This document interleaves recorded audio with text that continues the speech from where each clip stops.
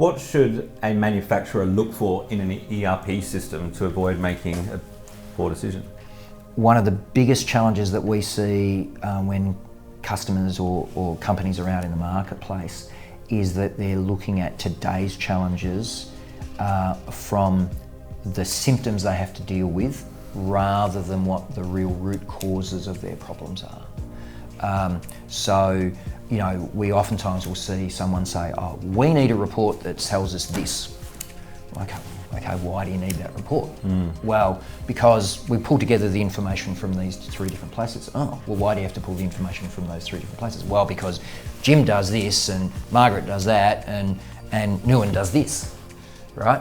So they're all working in their own little worlds, and so we've got to pull it together because I've got to make sure that they're all doing it right. Yeah. And every so often this weird thing happens out in this bit of the business and I've got to make sure that that doesn't happen. Well, okay. So if we actually were to be able to give you a solution to preventing that exception from happening, would you still need to report? Yeah.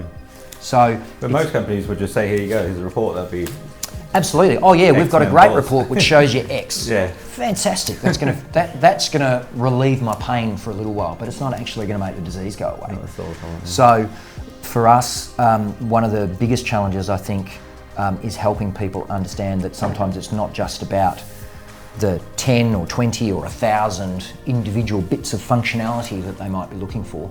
It's how does solving that or delivering that capability play to your strategy? How is that going to help you grow as a business or achieve whatever your objectives are? More profitability, more customers, greater geographic spread, whatever it is. It's not necessarily about the 1,000 points of functionality, although those may be completely valid. It's about saying, what's your pathway from here to the vision that you've set yourselves as a business?